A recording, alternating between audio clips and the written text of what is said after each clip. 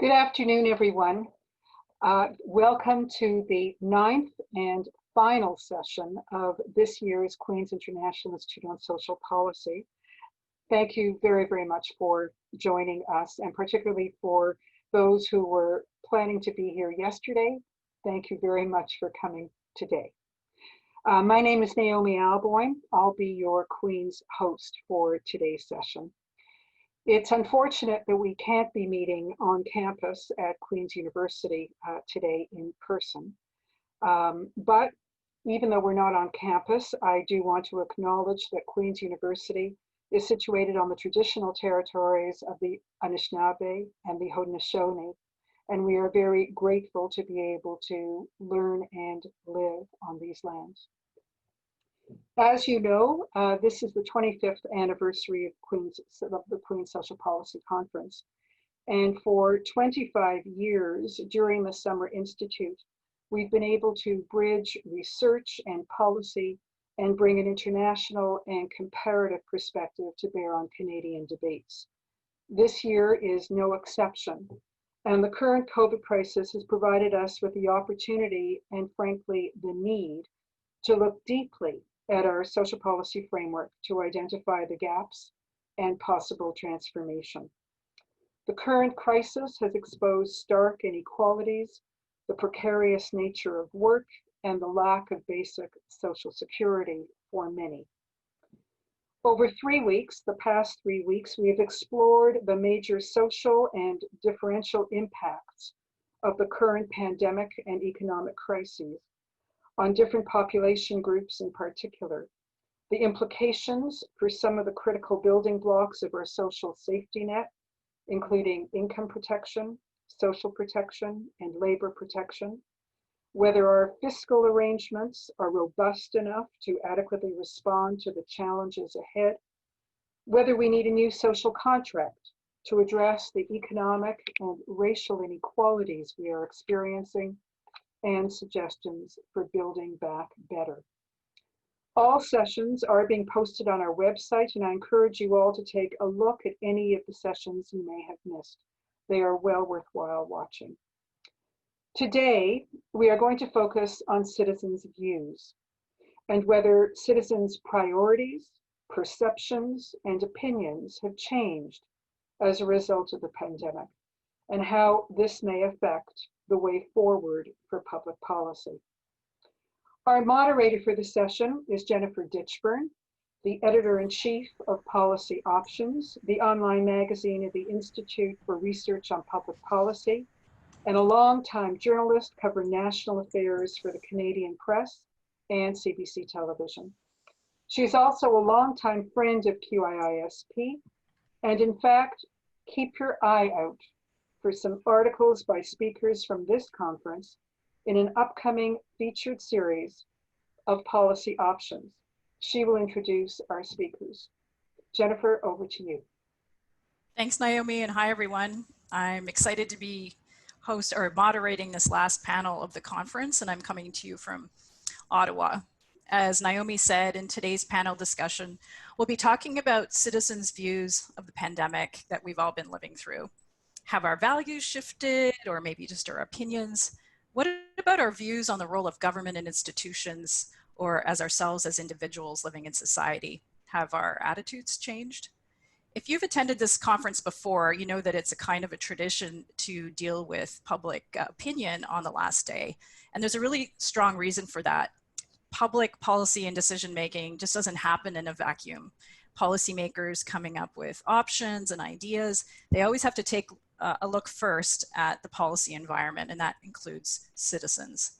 If we're talking about the fundamental policy shifts required to deal with systemic racism, poverty, the neglect of the elderly, climate change, housing, where the public is on those issues matters very much. It matters very much to the elected officials who either have to respond to the change that the public is asking for, or who have to lead the change that is necessary. And leading that change might require communications work, more data, more consultations, and of course that links back to the work of the policy community. We're going to hear from two leading experts. My role as moderator is to encourage a lively discussion. After the presentations are over, I'll open the floor to questions. All you have to do is type in your question in the Q&A box in your Zoom application. I'll try to get to as many questions as possible, and I hope you come up with good ones. So let me introduce our speakers. You can check out their full bios on the conference website.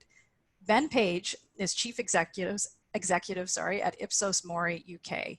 He speaks often on trends, leadership, and performance management. He has directed thousands of surveys examining consumer trends and citizen behavior. David Coletto is the CEO and founding partner of Abacus Data, a full-service market research and strategy firm based in Ottawa. He's one of Canada's leading experts on generational change and millennials. So we're going to start with Ben. Over to you.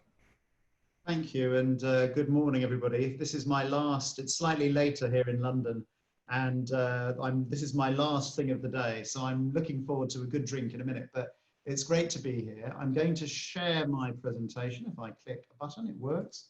Splendid. So a little sort of look at where we might go after the pandemic.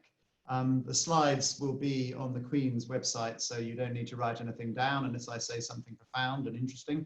But I think that when we make predictions about how much COVID-19 will change public policy or will change our societies, it is worth remembering, in the words of Philip Tetlock, and many of you will have read his books on forecasting, that actually most predictions about the future are usually wrong.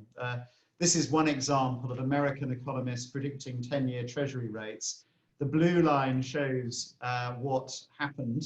The colored lines between 1996 and 2015 show that collectively they consistently get it wrong. And whichever field of human activity you look at, sport, politics, business, economics, generally long-term predictions aren't very good.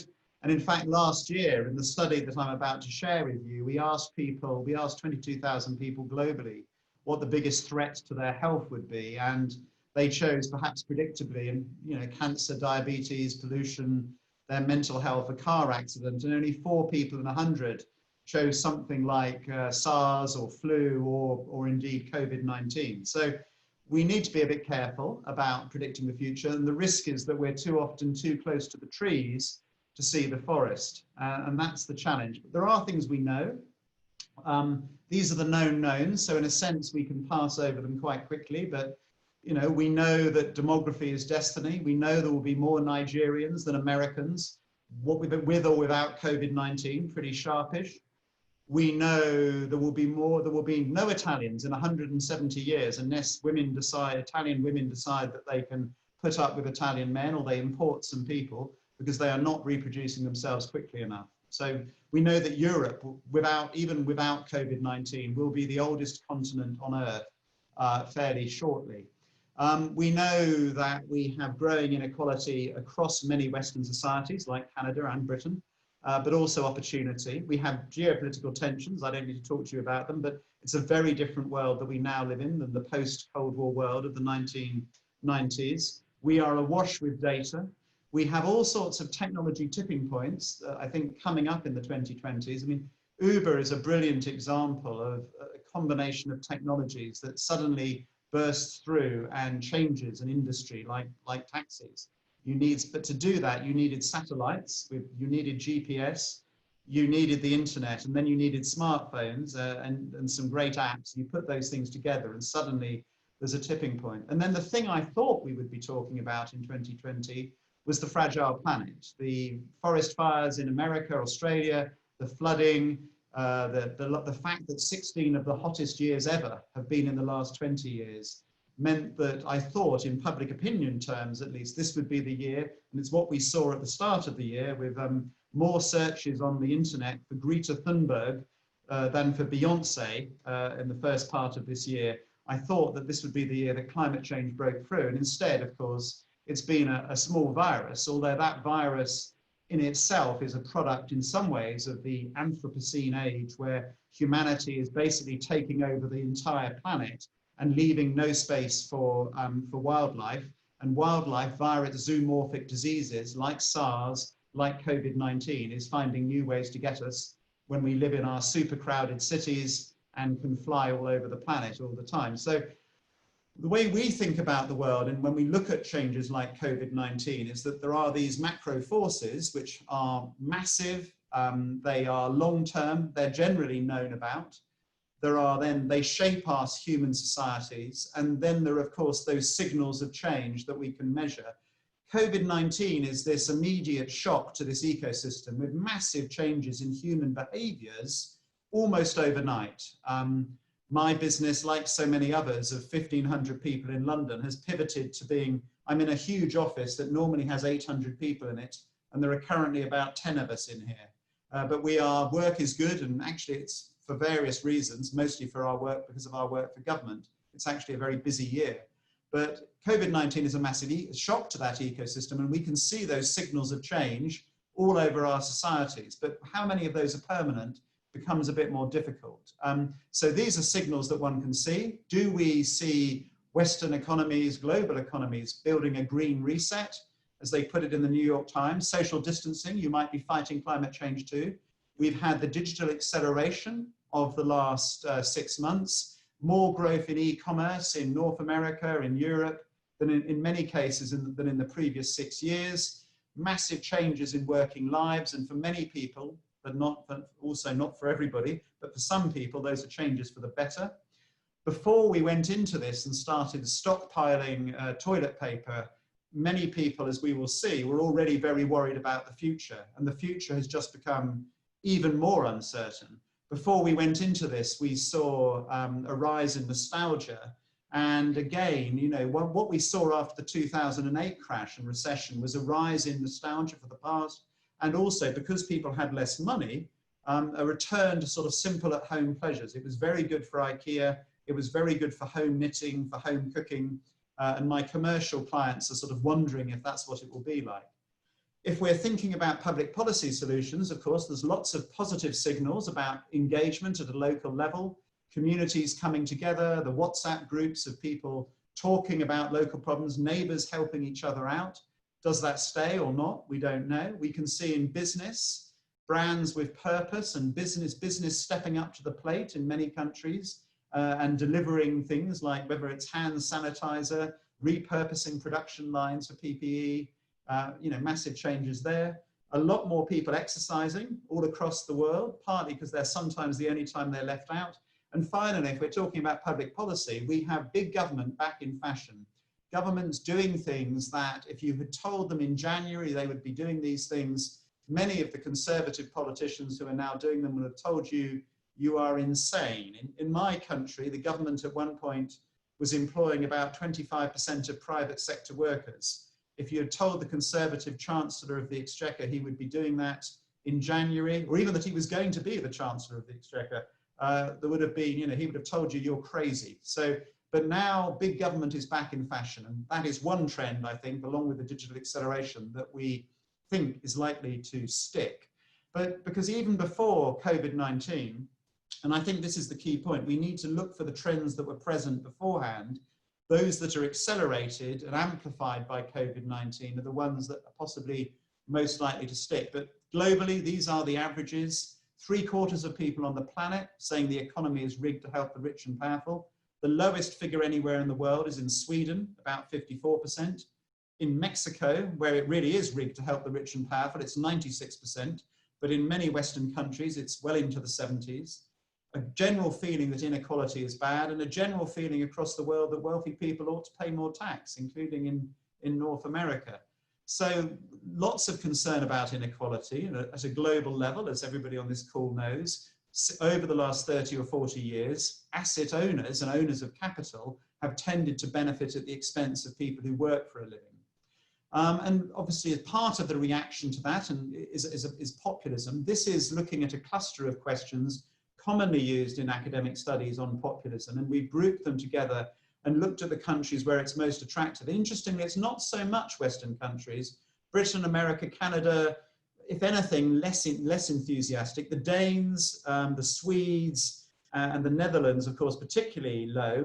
Those are the 3 countries in our study that have the highest level of trust in politicians. Still not that high, but they are the highest in the world. And it's interesting to see some of these countries where, you know, populism really appeals, because of course they're very unhappy with the status quo at the moment. So again, the narrative that it's a Western thing actually, it's not actually particularly strong here. And actually what we've found in the last couple of years is that the populist tide in the West has gone back slightly. But it's certainly still appealing to some people, and populists still have plenty of audiences in Western Europe, in North America, and I suspect even possibly in Canada, but you will tell me in a minute. And this real feel of nostalgia, and again, you can see that in America, 61% want America to be the way it used to be. In Britain, it's 55%, but even in Canada, where's Canada on this chart? I'm trying to find you somewhere. Yeah, it's 51% in Canada. And this isn't people who literally want to go back to the past, but if you're uncomfortable with the present, then the past starts to become a particularly attractive place. We've seen this rising during this century. And it's interesting, somewhere like China, where of course in living memory there were famines, the past is perhaps a bit less attractive, but some other countries, you know, if you're uncomfortable with the present, nostalgia is quite strong. But I think a key point is that we can't be sure yet. So COVID-19 is a massive shock, but it takes time for trends to change. So if you think about what we're measuring in surveys, we can look at opinions, and those change almost like the surface of the sea. What do you think about the speech of the Prime Minister last night? The attitudes are often a bit deeper. How do you feel about the current government? But values, these are things that guide our societies. What do you think about the death penalty? Should gay people be allowed to get married? And those change much, much more slowly. And I dug out some data. We were looking at the same survey that I'm sharing some of this data with you. And I found some trends in my country that go back to 1999. I mean, in 1999, we only had 13% of the population on the internet. It's now 93%. We hadn't had 9/11 and the war on terror. Facebook didn't exist, Spotify didn't exist, WhatsApp didn't exist, the financial crisis hadn't happened. And yet when you look at how we feel about our lives, feeling overwhelmed, thinking that technical progress is destroying our lives, almost identical, or that to be successful you have to work hard and do well in your career, that will make you happy in life. Just no change at all. So massive changes on attitudes to homosexuality or how we feel about pornography, but no change on these things, and interestingly, no change on whether adultery is immoral or not. And so I think it's too soon to say that COVID-19 is going to fundamentally change our societies. We just don't know yet. Sometimes people have talked about a crisis of trust, but actually in the run-up to COVID-19, we had seen rising levels of trust in countries like Britain, despite our problems. It's true that we faced crisis, you know, many government institutions had low levels of trust all over the world, but that was true before COVID-19. And it was interesting to look at this data in America, where they've got, you know, particularly polemic politics. This is trust in government in America before and after Trump, with the long-running Pew series, and no change, and trust in other people. Again, a polarized society, but again, not particularly changing. And of course, I've done something naughty here. I haven't shown you the long run. This is the same data in the long run. And it shows that, yes, back in 1958 with Eisenhower, we did have a high level of trust in government in America, but it's been a long-term decline, and it's not a recent phenomenon.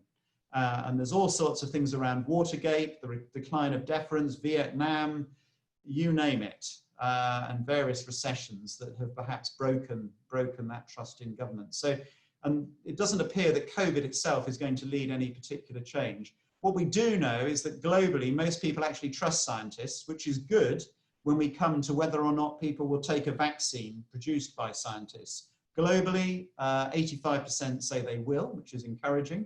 Russia is among the most cynical about it. But generally, we always have low level of trust in politicians and ministers in virtually every country. But I think we do need, again, as throughout this, to keep it in context. This is the long-term trend in trust in people telling the truth for different professions in Britain from 1983. I joined the company in 1987, but it's not really showing any difference. All of these professions are seeing rises in trust, which perhaps is positive if we're going to need some solutions led by experts to get us out of the crisis that we find ourselves in. The only profession that has seen a really substantial decline in trust is religion and the priests and clergy. But civil servants, trade union officials, bankers, journalists even, generally going up. And politicians have just stayed at the bottom of this chart. They haven't really moved very much. You know, I think that context is hugely important when we look at some of these things. So what happens next? Well, the short answer is governments are going to spend a lot more money. It looks as though austerity, that was the response by many governments to the crash of 2008, will not be the response to the post-crash after the pandemic, whenever the pandemic finally eases or ends. In Britain at the moment, the COVID testing that we are doing of 100,000 people a week at IPSOS-Mori as part of the government's programme is showing that COVID-19 is now doubling in Britain every 7 to 8 days. So we are back in a serious situation here. When we look at what worries the world in a global study that we do across 27 countries, and we've got data for the last 8 years, you can see COVID-19 leapt in as a massive anxiety and took over everything else. But then we saw, again, we've seen the economic consequences of the crash leaping up. It had been a really positive thing until recently that what had been the #1 anxiety, which was a lack of unemployment and a lack of economic activity, was gradually receding as we recovered from the crash of 2008. And then suddenly, of course, we have this massive behavioral shift. The economy is locked down, so unemployment leaping up globally is a concern. And then there are these perennials of poverty and inequality, political and financial corruption, they're right in there, and crime and violence, fell away with the disease, but again is a hardy perennial. So the economic concerns are coming up again. The virus is still the #1 trend, anxiety globally at the moment at the end of August. So we will keep tracking that, but it looks as though the economy may overtake the virus, or maybe not, but those two are going to be neck and neck. What is clear is that in all the countries where I've seen the data, the big state is back in fashion. The trend in Britain has been very clear for the last few years. We've had years of austerity where people were worried about balancing the books, but now the mood has shifted back to actually we need to spend more money on public services. And after COVID-19, I think the desire to put up public spending, even if taxes go up, is likely to be strong. Although the voters, of course, when they say put up taxes, they often mean other people's taxes. Although I think hypothecated taxes in many countries for things like healthcare are probably acceptable. In Britain, 66% say they would pay a hypothecated tax sorry, just waving to try and turn on the light in my office. I'll give up on that. But I think the key point is that for governments, what people will want is leadership. And even before COVID-19, when we look at crunching together hundreds of questions on a large global study across 33 countries, one of the things that was clearest, along with anxiety about the climate, was this fear of the future. Many people in Western countries not seeing the future that they were expecting and that they'd been told to expect arriving. The most stark statistic in my 30 years or so of doing this job, apart from a very positive shift, as I see it as a liberal, towards the acceptance of homosexuality, which was illegal when I was born, and now 66% of the population of Britain say it's fine if Prince Harry had married a man rather than Meghan Markle. And indeed, Meghan Markle might have been happier. But the other equally important shift is that back in 2003, only 12% of the British population expect their children to be poorer than them. That figure is now 45%, and it's the same in sort of France, in Italy, in Germany, and in the United States of America. So the future that we were promised is not arriving. And I think that means particularly with the shock of COVID and the impacts of COVID-19 on the economy and on inequality, mean there is going to be an expectation in public policy terms for government to act. So we can see that people are expecting a lot of change in the economy and how we work, in society and in public services. And I think those expectations are common across many, many countries. And maybe the system of government won't change, but this is Britain where we change our institutions pretty slowly. We've still got a monarchy, etc. But we're expecting, certainly in terms of how we work, how we live our lives, public services, more people expecting a great deal of a change. or a fair amount of change than nothing much to shift. Certainly, we've got digital acceleration, the proportion of people trying online shopping, online banking, or indeed online anything coming back. How long have I got, Jennifer? You got about a minute. A minute, I will wrap up. So very briefly, confidence in institutions hasn't changed very much. There's a lot of partisan views in how those institutions, in how governments are dealing with things. This just compares opposition politicians, or how people rate, who support the governing party rate how the government is handling the crisis, with those who are in opposition. So Republicans think it's great in America, Democrats don't. In Italy, it's the same. In Britain, it's the same. And even in Australia, where Morrison is deemed to be doing a better job than any of these leaders, there's still a big gap. And all I'd say, I think, is that, I'll skip all this, we've faced some big challenges on resilience. And I think how we build that into public policy becomes really important. You know, we've got those aging societies, we've got these seismic events. We need more resilient services. And I think how public services have responded in terms of their collaboration often breaking down some of the barriers between them has been really, really positive. We probably have digital transformation. We have speeded up science. People want things faster, and we've seen things happening faster in all sorts of ways in terms of public services. We may see that going on. But then we've got more scrutiny, whether it's over inequality, the polarized information landscape that we're dealing with, and finally, the scrutiny of government. So that is likely, all of those things I would say will accelerate. And you know, there is, and indeed the digital acceleration, if anything, speeds that up. So I say predictions are hard, but the big issue in all of this will be how adaptable we are in terms of being able to deal with it. And I'm sorry I have spoken for too long. The slides will be on the Queen's website, but hopefully there's some nuggets in there that we can talk about. I'm sorry for overrunning at the end. No, you were actually right on time. Thank you so much. Very interesting data. So we'll go over to David Coletto. David. Thanks, Jennifer, and Ben. That was brilliant, and thanks for joining. It's a pleasure to be with you. Welcome, everybody. I'm going to bring a Canadian specific focus to our conversation and share some data with you. I'm going to bring you some perspectives, and maybe surprisingly or not, I share many of the views as Ben. I think sometimes you get two pollsters in a room and you don't often agree, but you know, the theme of Ben's talk around acceleration very much aligns with how I'm feeling and I'm seeing in terms of data that's specific to Canada. You know, to Ben's point about predictions, I think we've all been caught up, pollsters in particular, about making predictions that do not happen, and so we're very reluctant to do it. But I do think if we take a step back for a moment and just reimagine, or not even imagine, just remember where Canada was in February of 2020. We'd come out of a federal election that left us with a minority parliament. We felt that there was increasing regional divisions in our country, particularly East versus West. Chrystia Freeland was tasked with trying to remend. There was a talk of a rising separatist movement in Alberta and Saskatchewan.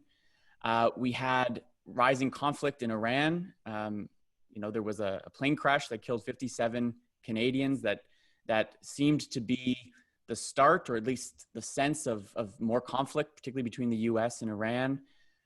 We had rail blockades across the country that at the time, felt that the economy was stalling, and a sense among Canadians that the country didn't seem to be working well anymore, and that the world, thanks perhaps to Donald Trump and China and a bunch of uncertainty, didn't seem all that well placed. And so that was the frame of mind as then the country fell into the crisis that we still live with. And I think it's important to start there, because one of the things I've been thinking about, and I'm like Ben, I don't know where we're going to be, 6 months from now, whether the pandemic is going to fundamentally shift values or how we think. I don't think that's going to be the case. But one of the questions I'm going to come back to throughout my presentation is whether the pandemic has reset some of our expectations.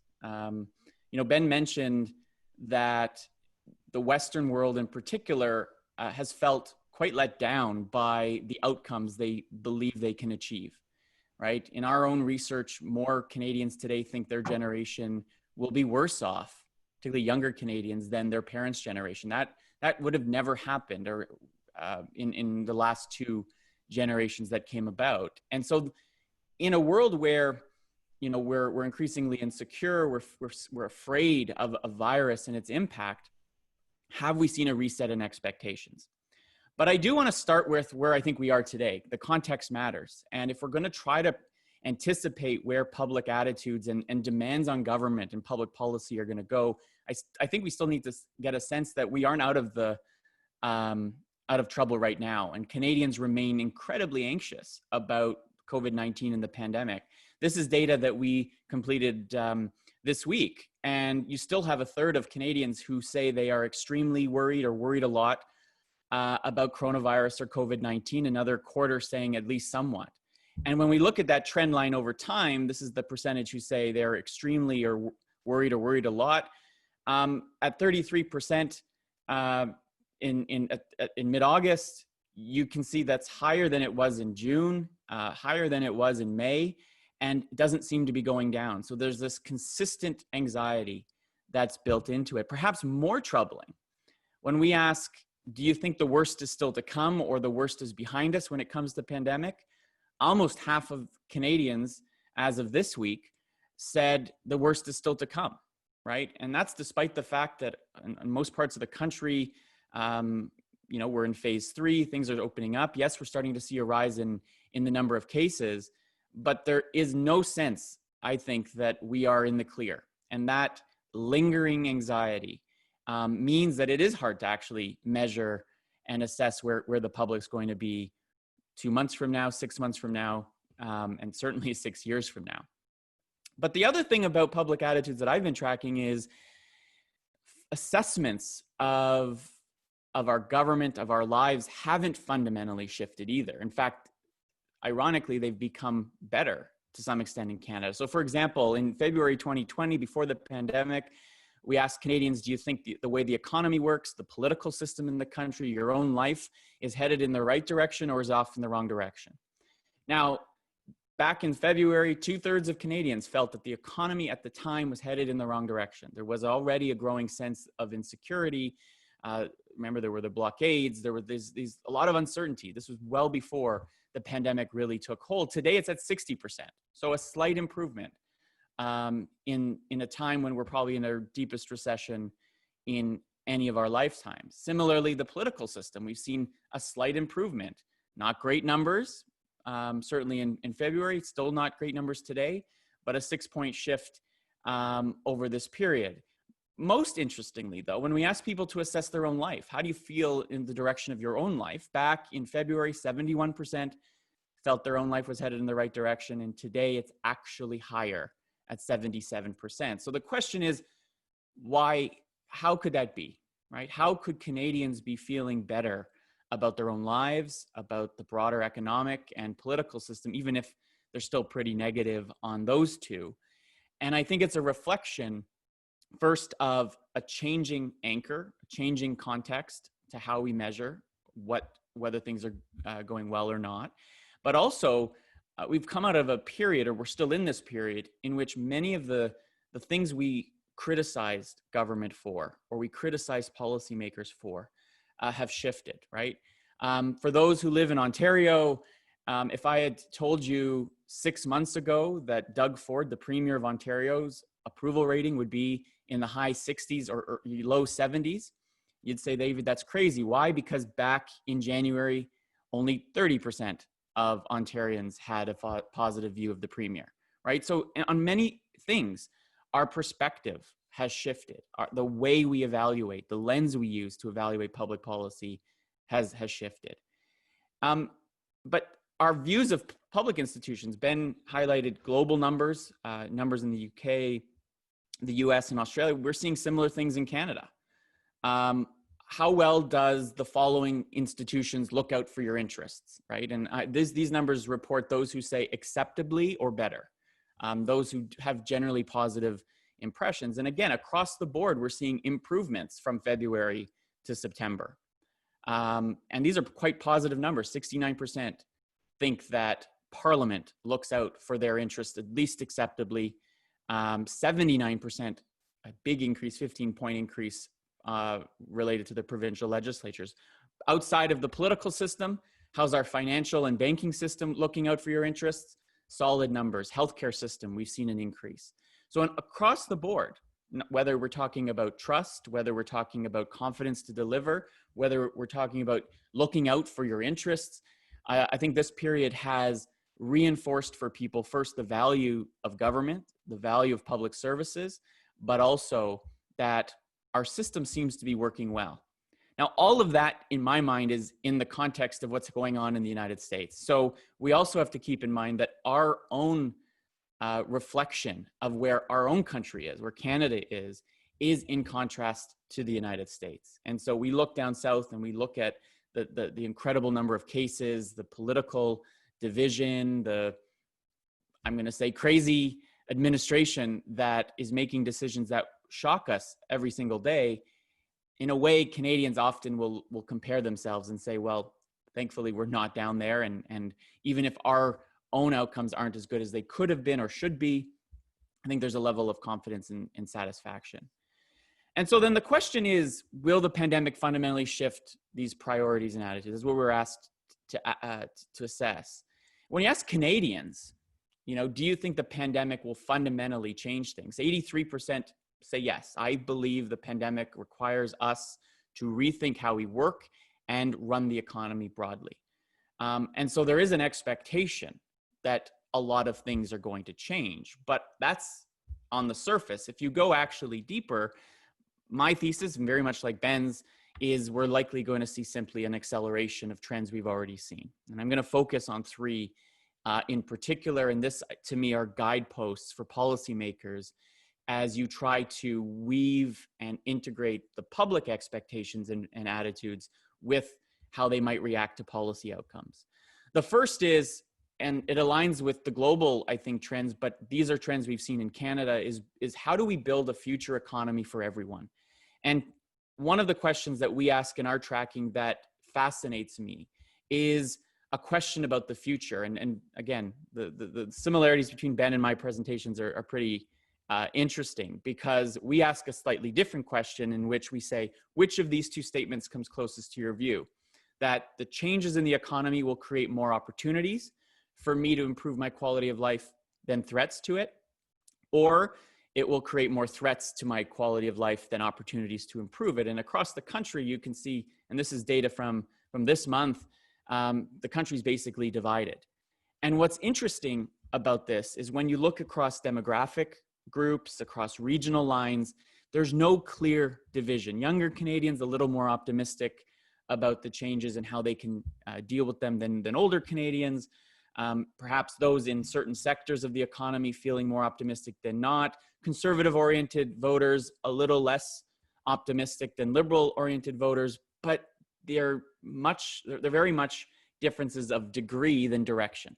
And so if you are a 30-year-old Canadian living in Alberta, you might be a little less optimistic than one living in Ontario right now, but not a huge gap on this question. So the question then is, what do we do about it? And how has the pandemic accelerated this feeling? And I think it has brought to bear big questions on what does this economy look like? And if you were someone employed in food service or hospitality or tourism today, the short-term and maybe a medium-term impact of the pandemic has been severe and overwhelming.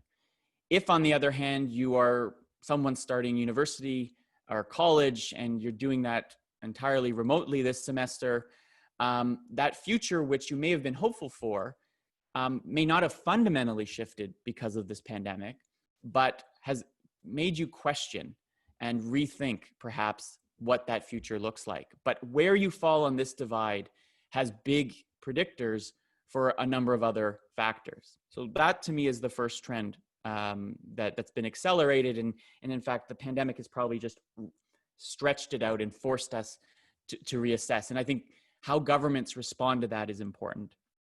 The second one is we have seen a slow but steady increase in Canada over time when it comes to the priority that climate change places and people's perceptions around it. Things haven't changed over the course of the pandemic when it comes to whether Canadians think climate change is a crisis. Back in February, just over half said it was a crisis that required immediate action, and today it's about the same. No real change in those numbers. And so there is no sense that climate change is not real, given even if you're paying attention to what's going on right now in California, how could you not feel that, you know, if you believed it was a crisis 6 months ago, there's no doubt it remains a crisis that we need to deal with. But the biggest challenge in Canada, like in many other countries around the world, perhaps less so in Europe than in North America, is the political divide on climate change. And so this is how that question divides based on how you voted in the last election. And you can see, you can easily group the Canadian electorate or the Canadian population into two. If you voted Liberal, New Democrat, Green, or Bloc, 2/3 or more believe that climate change is a crisis. If you voted Conservative, you are in the minority, only 28%. And the divide on this question, in my mind, has become the most polarizing issue in Canada today.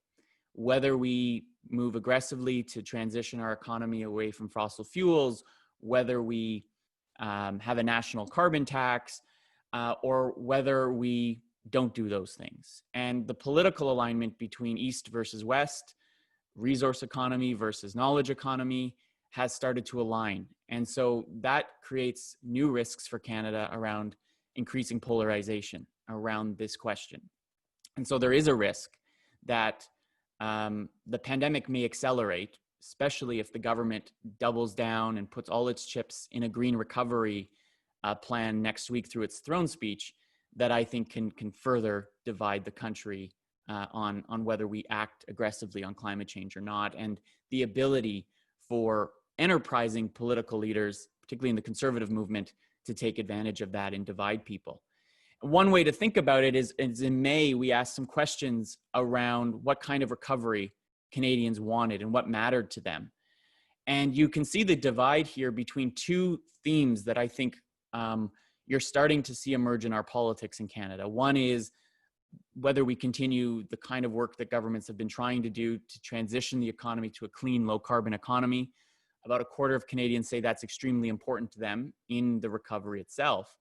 But a new theme that we've seen emerge in other countries, particularly in the United States, is starting to, I think, was accelerated by COVID, and that is the self-sufficiency, kind of Canada first mentality. We see Erin O'Toole, the new Conservative leader, making that a central platform of his leadership campaign, and now in his first few weeks as Conservative leader, he seems to be focused on this. Almost double the number of people say that it is extremely important that Canada builds up its ability to be self-sufficient on key products. What the pandemic did to us was remind us that our supply chains are highly integrated, that while we can probably grow enough food to feed us, that we can't really do it right now, or the system doesn't work well enough to ensure it, that we cannot produce our own personal protective equipment, and we rely on the whims of a US president or administration that doesn't feel like it has our back anymore. That, I think, raised the alarm bells for Canadians and will be a lasting legacy of the pandemic. The last point is, and you know, for all of us who I've been, you know, I studied politics through school, and then I've been doing this. I think a consensus had built in Canada that balanced budgets, fiscal restraint was a very Canadian policy choice. And I think over the last 6 years since the Trudeau government was elected, that consensus has started to fray, that we maybe don't need to have balanced budgets. Ben talked about conservative politicians in the UK or the US, where that has long been something that hasn't been a priority. But I think Canada is a little later to that party than others. But I think what this pandemic will do is push over that consensus, and in its place, create a sense that the public, if they're very defensive, if they're insecure, if they're feeling that they need protection, then their willingness to see new programs or expanded programs put in place, I think, starts to emerge. So talk of childcare, improvements to the long-term care situation in Canada, are all things, and those are just two examples, in which more and more, I think, of the public are willing to accept perhaps new taxes, but also deficits going forward. So in July, we asked Canadians, after the finance minister here released his fiscal snapshot at the time that showed we would have a budget deficit of $343 billion. And we asked, how would you react to it? How do you react to it? And the first thing is to note that at the time, only about 1 out of 5 Canadians thought this was the worst thing that could possibly happen and we need to stop it, that this massive deficit and the impact on it, on our public debt is terrible. I think most Canadians recognized that it was something we needed to do. And if we look ahead, the country isn't a split, as you might imagine, when it comes to future deficits, that they are in a place, I think, to accept not perhaps $343 billion for the ongoing period, but something that is far from a balanced budget going forward. So to wrap up then, what I see is not fundamental change to our attitudes. I think we were a country that, on the one hand, looked around the world and felt comfort that we weren't, the United States, or we weren't the UK dealing with Brexit. But internally, if you strip away that external context, we were a country that felt that it wasn't working very well at the beginning of this year. And the anxieties around the cost of living, around housing, around the adequacy of our healthcare system to deal with an aging population were all on the agenda. And I think for me, we went through an election in which very few of those issues were discussed, and very few of the outcomes or the focus of what Ottawa or provincial capitals are talking about didn't align with those attitudes. And so the priorities of the public today, I think, remain: how do I make ends meet? How do I afford a home over my head? And how secure am I in my future? Whether it's, if I'm on the verge of retirement, whether that will be secure, or if I'm in my mid to late 20s, can I be sure that I'm going to find a job that allows me to do the things I want to do? Those things have not changed. The pandemic has just, I think, accelerated and perhaps exposed the weaknesses that exist in people being able to do that. So I'll stop there, Jennifer, and hand it back to you. Thank you. Oh my God, my mind is going all over the place. There's so many interesting things to pick up on. And Ben, I'll ask you to come back with your video and your mic. Thank you. So I'll just remind everybody that's watching that you can put your questions into the Q&A bar at the bottom of your screen in Zoom. But I have a few questions just to start off with. I think all three of us are very interested in politics and follow politics in our respective countries and globally very closely. What do politicians do with this kind of data? We know that they do lots of public opinion research, and they must be looking at some of the same trends that you are. But in particular, the question that springs to my mind in Canada, but it's perhaps applicable elsewhere, is what do conservatives do with people being in favor or seeming to favor big government right now as they're living through a pandemic? How do you see them maybe pivoting or shifting to grab onto other issues or make hay with other things that they're seeing? Ben, go ahead. I'll go first. I mean, I think what's interesting, if you study that we've had 10 years of a Conservative government in Britain, and they've actually pivoted from austerity and trying to cut public spending and balance the books, through to actually massively expansionary public spending. And so, in fact, somebody just observed that the Conservative government has just delivered everything that was in the Labour manifesto of 2015.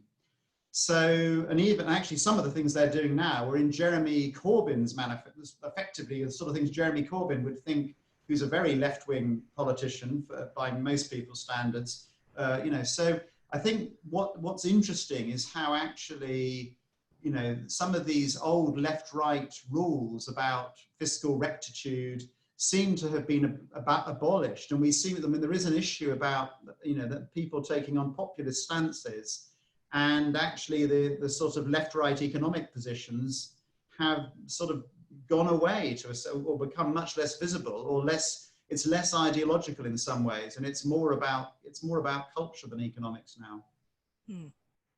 What do you think, David? Well, I think, Aaron O'Toole this week, I think, said he can imagine balancing the budget in 10 years, or will take at least 10 years to get there.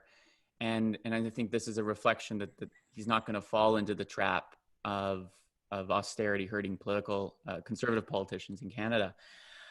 I mean, if I'm a political leader and I look at the data that Ben and I shared, I take away, two things. One is, I don't know if Canadians are ready for a grand new plan that somehow reorients everything, because they're feeling very insecure, right? In a way, they want to see improvements, but they want guarantees in a way. And it's hard to guarantee outcomes when, implementing a childcare plan might take 5 to 10 years before it takes full effect because of our federation and how difficult it would be to coordinate that kind of thing. On the other hand, I think we saw evidence this week that the Prime Minister and his advisors are following public opinion closely. That, 2 weeks ago, the throne speech next week, or in 2 weeks, sorry, is going to be all about the green recovery and is going to double down on the transition. This week, he's kind of pulled back from it and talked about an ambitious and responsible plan forward. And I think it's a reflection that while Canadians think climate change is a priority, it's maybe not the only priority. And so I think understanding that, the country to a large extent has been put into almost like a coma, right?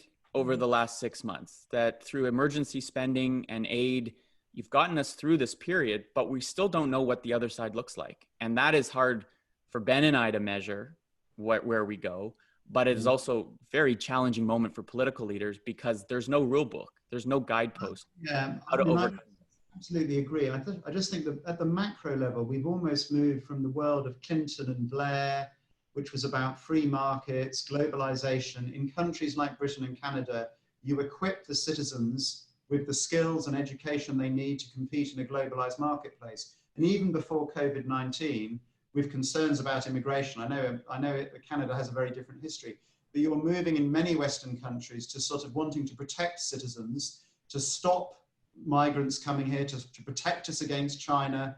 And it's a very different world, but it is much more about security and protection. And if that costs money, then so be it. Well, I want to pick up on something that the panel on Wednesday talked about, and that's that we're seeing a movement in North America and the United States in particular against racial injustice, the Black Lives Matter movement. It's certainly resonating here in Canada. We can look back to the I Don't Know More movement here in Canada, and there's using words that were used on Wednesday, a feeling among many people that I don't want to go back to the old way, and that the social contract that we had before needs to change. But at the same time, I see in some of your data, there are people that just want to go back to the way things were before. So how does that work? Like, there seems to be some conflict there, or maybe not. I think if we could wave a wand and the virus vanished tomorrow and we could all go on holiday on aeroplanes again and go to the pub or restaurant, most people would. There were already, I think, as David and I have discussed, these underlying unhappiness about the loss of the future, the fact that, the endless growth that we saw many generations sort of tended to expect looks threatened in many Western countries. But so you've got that. And so, yes, you say, would you like it all to be different? Who wouldn't say? I mean, we had a poll in Britain where 93% said they don't want to go back to the way it was. At the same time, I would observe that in the voting intention polls, they are still supporting the government. The government, despite all its problems, is still ahead in the polls. The opposition who might be more, well, they're the Labour Party, so in theory they're more left-wing and more they want to do more distribution, more social justice in theory than the Conservative Party. They haven't yet swept ahead in the polls. So, I think we're in this uneasy period. People want security, and we saw, as David's alluded to, that massive rally round the flag moment in the lockdown, where governments all over the world, people saw a surge in approval and indeed trust. Same thing happened in Britain. It's now, political gravity is now returning, but I think citizens want economic and social security. And government of whatever colour is going to try and provide that, I would suggest, at least in the near term. And here in Canada, David, that seems to have translated into some form of intergovernmental peace. I mean, you don't see a lot of the same tension that we saw, like just in February between the provinces and the federal government. And I wonder, do you think there's also an appetite among Canadians to, get your stuff together and work it out and don't fight while we're dealing with this pandemic? Well, I don't think Canadians want our political leaders to ever fight, right? And I think that's the lesson here, is that when they actually work together, even though it may not be politically feasible or they don't like, it's the difference between politics. Like, Canadians don't like politics. And I don't think anyone really likes politics. I don't think that there are very few countries anywhere I can think of. Right? Like likes politicians. I mean, even I think I was amazed that in the Scandinavian countries and the Netherlands, it is about 40% trust politicians, but it's still only 40% there. Yeah. So it's and we don't like politics, right? So the pandemic stripped politics of politics, right? Policy was being made for, I think, what Canadians felt was was true motivations and the right reasons to help people get through this. And it's rare that we experience government and public policy through that lens, right? And so it was this very unique moment where the country rallied because it was a crisis, but they also responded really positively to the way, what only months prior was Jason Kenney and the federal government fighting at loggerheads, or Doug Ford and the federal government loggerheads, or, and instead saw political leaders across the political spectrum working together. And so whether that continues or not, politics will return, and we're going to get back to that point. But I think there's a lesson about truly what the country's looking for, and the partisan divisions, the ideological divides, the worldview that separate us are actually, I think, smaller than we perceive them to be. And that, I think, is a lesson of the pandemic. That doesn't mean political leaders won't still try to use the cleavages that exist to gain advantage, right? And that's the nature of our system, that will always produce and exaggerate those divides as opposed to try to bridge them. Mm-hmm. I'm going to ask you a few questions that have come in from our audience. Here's one. It says, both presenters spoke about a recent trend in favor of more activist government. Does this general sense translate into increasing public support for more transformative measures? For example, guaranteed annual income, free college, universal childcare, etc. We touched on this a little bit, but I wonder about that too. Long-term care. I mean, we're talking about big high price tag programs in Canada. You have the same problem we do with how you look after your increasing elder population and how you manage that. I think certainly the pandemic will have certainly led in Britain to even more support for a national health service tax, and people are supportive of government measures on jobs, etc. But when you get into longer term questions, and I just looked at this, actually, there's a study we've just done in 20 countries, including Britain and Canada, in September. So do you want the country to focus on social progress, so improving health services, life expectancy and education, or do you want it to focus on economic growth? And in Brazil, absolutely, social progress. In Russia, social progress. In Britain and Canada and the United States, we are split. And this is, I think, the challenge facing policymakers. Our societies are literally 50-50 between those who want to see more economic growth and those who want to see more focus on social well-being, how we look after our people, etc. And so that's some of the debate and challenge in our politics. It doesn't appear to be a settled view. Right. But I think what the pandemic has done, and we see it with childcare as an example, is it's created a space for, you know, those two 50-50s to come together and say good childcare policy is both good for economic growth and it's good social policy, right? You know, having people worry about their elderly parents living in really crappy long-term care facilities has an impact on our productivity, right? And so if we start linking social policy with that need to grow, that need for economic growth, I think we can get more people together on those kinds of things. But when it simply becomes a choice between growth versus redistribution, then you get into the big divides, I think, that Ben was talking about. And so I think there's this moment, you know, if I had asked a question, some of the questions we're asking now about whether this is the moment to do big things, I have this feeling that I think the answer would have been yes, regardless, because people... take advantage of the crisis. But right? then, David, we had such a silly election, and I mean, why didn't they respond to those? And Ben, we had a genuinely Seinfeld election the last round. Well, I always nothing say important was not discussed. because voters didn't want. It's not because Right. Canadians didn't want their political leaders to address them. It's because the political leaders didn't. I blame them. Like, I don't blame the public for not wanting. You know, they're only reacting to what's put on the menu, and if the chefs aren't putting very good things on the menu, although they're still hungry, they're going to pick from what's there. Right. And so, you know, I always go during the election, we would put polls out over and over that said healthcare is a top issue. And I'd get people come to me and say, well, David, Canadians always say healthcare is a top issue.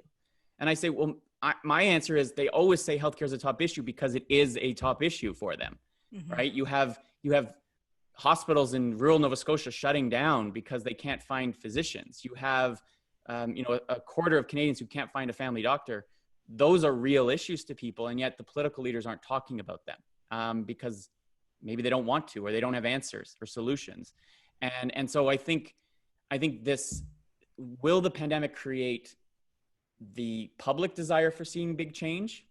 I don't think it created it. I think it was already there. Whether it creates a window for political leaders to actually act and justify the acts because of the crisis, maybe that's actually very interesting. The size of the recession, that it's not so much the pandemic and the health risks, which, although that's one dimension, but then the unemployment and the restructuring of the economy. If we find that the hospitality industry and our city centres are permanently changed, if we see people now able to live, you know, 50 miles, 60 miles from the nearest city and go in once a week to a meeting, you know, you will see fundamental shifts. But we are very close to it. But the recession and the size of the unemployment that is potentially coming, that will require massive government intervention, I would suggest. People aren't going to tolerate the levels of unemployment that we saw in the 1980s in Britain. I don't know what it was like in Canada then, but you know, there will have to be some intervention. We've already seen the French, the Germans,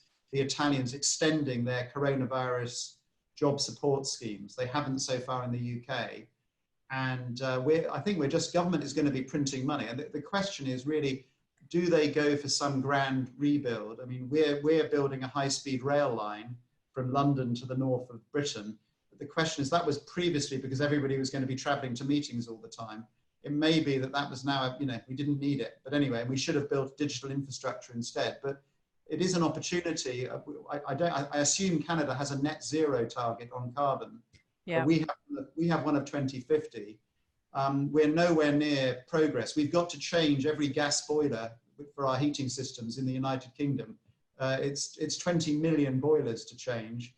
The level of change that we need to do on that, and maybe there is you can invest in green infrastructure, digital infrastructure, insulation, all the things that we need to do, and that will change the economy. So one hopes for inspired leadership rather than people who want to just pick a fight with their opponents for political advantage. David, do you think that it's a moment where a Canadian government could talk about, for example, raising the goods and services tax, which, you know, might have seemed like kryptonite a few years ago, but maybe if you're going to explain to people, we need to pay for internet across the country, we need to pay for childcare and improve long-term care, could people be sold on something like that? I don't think so. And partly because we've tested it. We didn't release some of it, but we've tested the idea early on in the pandemic, the public's openness to paying more to pay for these expanded services or just the aid that's needed. There's a lot, I will say this, and Ben had a slide that showed 74% globally don't think that the rich pay enough in tax. That view is widely shared here in Canada on left and the right. 80% support for a wealth tax, 78% support for, a new corporate tax on exorbitant profits. Despite it all, people are happy to say yes to a tax they don't have to pay. But when it comes to it, that's going to be the real challenge, right? If a government needs to raise revenues and get reelected at the same time, that's a much trickier position to find. And so it's less, because we're not gonna be able to sustain these, if we do create these new programs, we're gonna have to find a way to pay for them. And that, well, I think you can get the public there, but I think their instinct is, my life is still too expensive and you're asking me to pay more. Cost of living remains the top issue when we do our tracking. I'll go to another question from the audience, which is, I'm paraphrasing a little bit, but whether in the data you saw differences based on age, whether you see an intergenerational conflict between the way people think on different issues. Well, so in Britain, age in politics, age is now much more important than your social background. It used to be in Britain that politics was effectively just about class. And if you were middle class, you voted Conservative, and if you were working class, you voted Labour. Now, at the last election, class mattered less than ever. But the Labour Party had its best ever performance among middle class voters, and the Conservative had its best ever performance among working class voters. But the big difference is now age. The young vote left, and the old people my age, 55, vote Conservative, and it's the steepest gradient we've ever seen. But in terms of intergenerational conflict, and we've had this debate because the pensioners have been protected for the last decade. So we've been debating this for the last decade. But when you ask young people who should get more money from the state, interestingly, they actually protect pensioners, and the working age poor who've had the worst deal are the people who get punished. And one of the reasons we think this is that people think about these things not as these abstract demography as pollsters or demographers or academics might. They think about their family and they think about their grandparents, and therefore there isn't a generation. So generational conflict really isn't there. There's a whole OK Boomer thing on the internet in America, but it really isn't. It isn't a substantive thing. Certainly in Britain. I think in Canada, and Ben, I'm curious. It probably exists in some parts of the UK, particularly in London. The biggest generational divide prior to the pandemic and the recession was on housing. Housing prices in Canada have gone, crazy, particularly in large urban centers. And I think for a moment when this pandemic happened, if there was any bright side for young Canadians was, oh, the housing market's going to crash and that will create opportunities for me to get into it. And that hasn't happened yet. In fact, housing prices in most markets continue to go up, not the other way. And so housing to me and that dream of home ownership is in the Canadian context, a big generational divide, but I don't see, I don't see big generational divides on, the impact that the pandemic and the recession is going to have on people. But there is a perception among young people that they've been affected more by it. Whether that's there's a recognition that young people in particular, who work in hospitality or food service or tourism, particularly young women, have been the most affected. And so, I'm not sure that the public thinks that government's response have been youth-centric or focused. Whether they don't blame older people for that. The fact that they say that they've had the worst deal, and particularly if you're a young parent trying to raise kids and you worked in hospitality, the schools have shut, your job's shut. It's pretty dire, and we can see that people at the bottom of the social scale, people on lower incomes, are the people who are spending down their savings, and wealthy older people who own houses and have plenty of space have tended to benefit. There's been an analysis by the Bank of England. But what it isn't leading to so far is this sort of sense we need to go and get the over 50s, you know.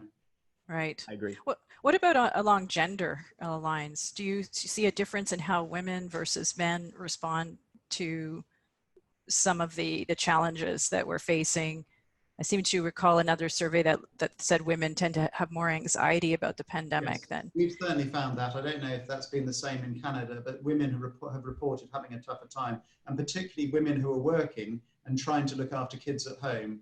And that they're carrying as normal. They're doing more of the housework than the man, and they're having to try and look after the kids at home and do a job. So they are the people who are much more likely to report that their mental health has suffered during lockdown. Yeah, I think, you know, if women in our tracking, far more likely to feel lonely, anxious, worried about the pandemic generally throughout the early months of it. And then looking forward, I think Canadian women are much more likely to recognize the gaps that were exposed because of it, and want to feel that the system's kind of broken. And therefore, I think the desire for change and big change, if political leaders are going to feel the pressure, it's going to come more from women, I think, than men, because of everything that Ben just said. Very interesting. Another question that has come in is that what did your polling indicate about voters' willingness to see radical change to our higher education and training systems and institutions? It's an interesting one. David, do you want to? Well, here's my take on it. I don't think people actually know what the problem is, if there is a problem. So there isn't much desire to see radical change to it, because it's one of those areas in public opinion research that I've done work on that people just don't understand what's required and what's the alternative, I think, is what people lack an ability to understand. I think, you know, we're starting to see some movement in Canada towards micro-credentials and upskilling and these kinds of language that a lot of policymakers in the post-secondary world use, but the rest of the country doesn't talk about or understand those terms. But I don't see any desire, except for an understanding that existed before the recession and the pandemic, that in Canada, post-secondary education was becoming more and more unaffordable. And there is a desire to see that closed, but no real. Yeah, I mean, I think the question is indicative of the fact that we're doing this with a university audience. I mean, in the overall scheme of things, for most voters, higher education is not there as a major issue. I mean, there's an issue for people who've got kids at university, there's an issue about student debt. But the whole thing, we have a big issue about our system is biased towards higher education as opposed to vocational education, which is a major problem in our economy in many ways. But none of this stuff, to be quite honest, is what people are talking about in a pub. Right. So for both of you, can you explain, you talked about how it's probably too early to know what sort of macro shifts are going to occur or fundamental changes in values. How do you recognize when there's been a macro change or a value change? One is that in fact, the Global Trends Survey, which is free to air on Ipsos's website, there's hundreds and hundreds of questions in countries. We're actually just updating it literally as I speak to check. But I think, this is the point, that fundamental values, wanting to, have a house, have a home, most people want to have children, have a family, find a person, find someone to live their life. These sort of things and don't really change. And whether you want to we have seen in my country shift with the recession and austerity, a shift to wanting to be a bit more Danish than American. Normally Britain is transatlantic. I don't know about Canada, but we're between the Europeans and Americans. So half of us want to, have a sort of free market economy, and the other half want to be Sweden. And what has happened to put it crudely, over the last decade with austerity, and people also the longest period in Britain, at least, since the Napoleonic Wars in the early 19th century, of no real wage growth. It's been the although it's been, standard of living was higher, so it wasn't like living in 1820, but nevertheless, it is in real terms, it's been that for many people on low incomes, the longest period of no growth. And so they're fed up. And so we've moved to wanting a more expansionist state, even before COVID-19. And so you can pick these changes up with batteries of questions on some of these things where you know what the long-term trends are and you can see them shifting. And so, as I say, we're going out this weekend across 6 countries and we will update 100 different questions. We've tried to pick a spread to see if suddenly the pandemic has led to massive shift. But as I showed you on many things, it's unlikely to. And Britain did change after World War II. I suspect Canada did too. But that took 6 years of total, a sort of total war, not 6 months. And actually, we're still, life is still not quite, this isn't like a war. It is a war, but it's not like World War II. So how do you account for, without calling it a value change, but people just, deciding I'm moving to the country? People who have the option to do so, of course, We've asked people about their housing preferences, and we found that people have shifted from wanting the proportion who want to live in the inner city in a block of flats like the one built behind my office here.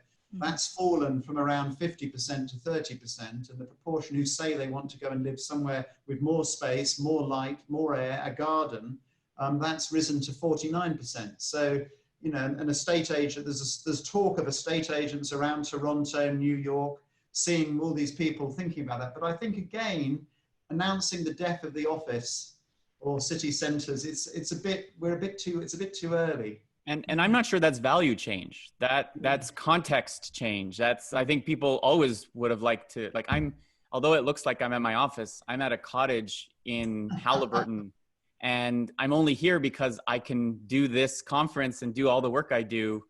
I couldn't have done it, last summer because the expectation was I was going to be in the office. So I don't think my values have changed, just the circumstances have, and my ability to do this. So I think what we're going to see is people's behavior may change, but it's not because their values have. It's because the circumstances have. And so policymakers, in fact, need to react to the behavioral changes that we're likely to see, which will be much more substantial, in my mind, than any attitudinal or value-based ones, because there's things we've always wanted to do, but we can't, and there's things we now want to do that we can't either. I want to be in Italy right now, not in Halliburton. No offense to people in Halliburton, but I can't go there, right? And so policy needs to be able to react to that, to those preferences and perceptions, as opposed to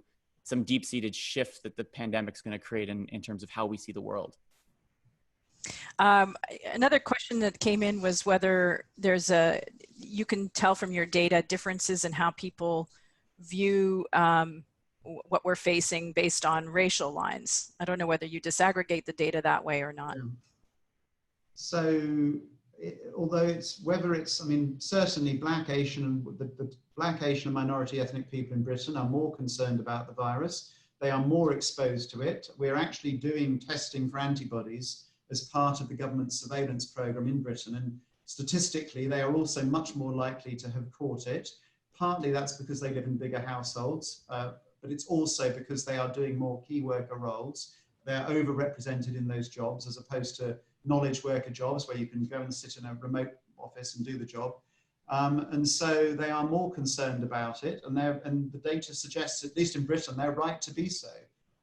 Because the death rate has been higher. Whether the exact reasons for that in clinical terms aren't completely clear, but they are certainly more at risk from it. And potentially they have had worse outcomes and have been worse affected economically. So it's been pretty stark. And it was interesting you talking about Black Lives Matter earlier. That debate during lockdown, I think, and it was very intense everywhere. We had the highest ever level of concern about race relations in Britain, even though it's about the murder of George Floyd in America, because it's bringing up all of these things that were already there underneath the surface, and the fact that they were suffering more among the disease. So 1/4 of white people said race relations were at their peak, or that it was a big issue facing the country, and it was 4 out of 10 Black and Asian people in Britain. And just to add to that, in Canada, we ask sort of what's your top 3 issues, And we asked if you had asked that question when we did during the election or prior to the Black Lives Matter or the sort of social movement that built up, maybe 5 to 10% of Canadians would have put that in their top 3. Today it's at 24, 25. So it's a substantial increase in an understanding and a reflection of it. Will it, fundamentally change a lot of things in Canada? I don't know, but it has changed people's views and has put it on the agenda in a way it hasn't before. And I think to everything Ben said about how racialized communities in Canada are experiencing and feeling about the pandemic, it's exactly the same. They are on the front lines more likely than others, and so that anxiety level is higher, and they're being disproportionately affected by the economic consequences. Yes, that was in the Canadian context anyway. That was borne out by one of the first panels in this conference by Rennie Morissette from Statistics Canada, who showed which groups are feeling the pandemic the most, and there's definitely an unequal impact that's unfolding in Canada. Let me ask you, Ben, because you talked about populism a little bit, and I wanted to pick up on that. Some of the data that you didn't share in this presentation, but that you have in your reports, is that there's a desire for amongst a certain segment of the population to go back to old times or nostalgia. There's fear, anxiety, all things that, of course, were present before, but that have been accentuated from the pandemic. And I wonder whether you see, that kind of quadrant of the population being what populist politicians are going to be picking up on. And David, I wonder, I'll ask you after, whether this is sort of the made in Canada, whether that kind of feeds into that sort of nationalist, nostalgic kind of group of voters. We've been tracking, populism in the UK and indeed in Canada and globally. And actually, as I said, if anything, it seems to have been assuaged slightly. And so far, there hasn't been a particularly populist element to, there are politicized divisions over the handling of it. The right wing and, are more prone to the conspiracy, and the extreme left wing are more prone to conspiracy theories that the whole thing is invented by Bill Gates. It's a trick to control the population. If you type IPSOS-Mori into Google, someone's pointed out, it means they die. And we're actually, as part of our COVID testing, apparently trying to eliminate the entire population of the United Kingdom. So there are, on the fringes, that's there. But I think in terms of the mainstream, we haven't really seen a surge in populism, by meaning against the elites during the crisis. If anything, you've seen actually support for government go up. Populism is usually, in its classical term, is a revolt against the elite. And so at the moment, but it's actually, if anything, been assuaged through sort of national unity against the virus. We need to do all the measures that we need to in order to fight it. 87% of people want lockdowns of cities, their own city, their own town, if necessary, to fight the virus. They don't think the government's done enough. They want the government to be more draconian in its measures and not less. And similar to David, we have the same pattern of rising anxiety about it. I think this is the key point, Jennifer, is that populism, in a way, to me, a lot of it comes out of the discontents after the 2008 crash in Britain, in Europe, and in America, and the unraveling of that. And we're too close to know the political consequences of the pandemic. It took 4 or 5 years for populism to really get going after the recession of 2008. And I suspect that the long-term consequences of the pandemic and potentially the recession that will follow it will only be visible in 2 or 3 or 4 years' time. So it's boring answer, but probably there's been no short-term sign of it, certainly as I can see. And in America, Trump's ratings are dipping. He may still win, but at the moment the odds are against him. And just 2 points on that. I think it's going to be harder if part of the populist agenda is attacking elites, public servants, and government generally. It's going to be much harder to do that in this environment, particularly in Canada, where we did a survey for the Rito Hull Foundation that we had a snapshot in February before the pandemic, and then we went back in May. And on every measure, and I shared some of the data in my presentation on the performance of government, Canadians are feeling much better that their government can actually be there when they need them, right? That I think in the Canadian context is very clear, and why we look down to the States and say, well, there's an example of the institutions not working well and we feel confident. But I think the second factor is, you know, this is the moment for policymakers, right? To Ben's point, populism will reemerge if we fail to deal with the causes of those populist, nationalist, anti-government feelings, which is basically a feeling of hopelessness, right?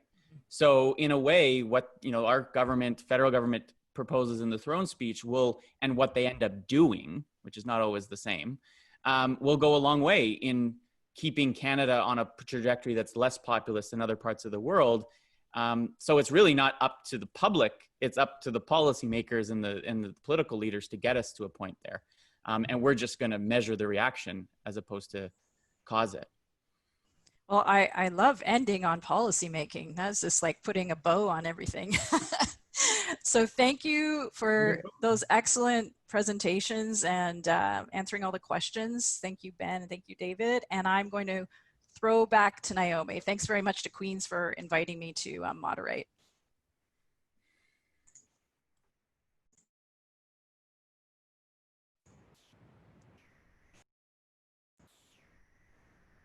Naomi, I think you're on mute still. There I go. Okay, thanks, Jennifer. Thanks everybody for this wonderful session, and I think you have ended the conference on exactly the note that we wanted to end it on, and I thank you for that. I think the throne speech coming up would be, the writers of the throne speech coming up would be well advised to listen to this panel, because I think you hit on a lot of very, very important topics for us all to consider. So thank you to Jennifer and Ben and David for giving us so much to think about. I think it's been a wonderfully stimulating session. And I do want to take the opportunity now, given that this is the last session, to thank all our moderators and all our speakers over the last 3 weeks. You certainly have not disappointed. We have learned from you. We have been excited by you. We've been challenged to think about issues and possible solutions in new ways. I'd like to thank our AV company, AV Canada, who made everything work as seamlessly as it did. I do also want to thank our organizing committee, in which I was privileged to participate. Our overall Sherpa, Margaret Biggs, our social policy guru, Keith Banting, our tech and social media wizard, our question compiler extraordinaire, who was Rochelle Laforêt, and our conference administrator, Chris Cornish, who was the glue that kept all of us together. Thanks to our sponsors, ESDC, Employment and Social Development Canada, the Ministry of Children and Community Services of Ontario, the City of Toronto, without whom QISP would not have been able to take place this year. And last but not least, I'd really like to thank all of the participants in all our various sessions.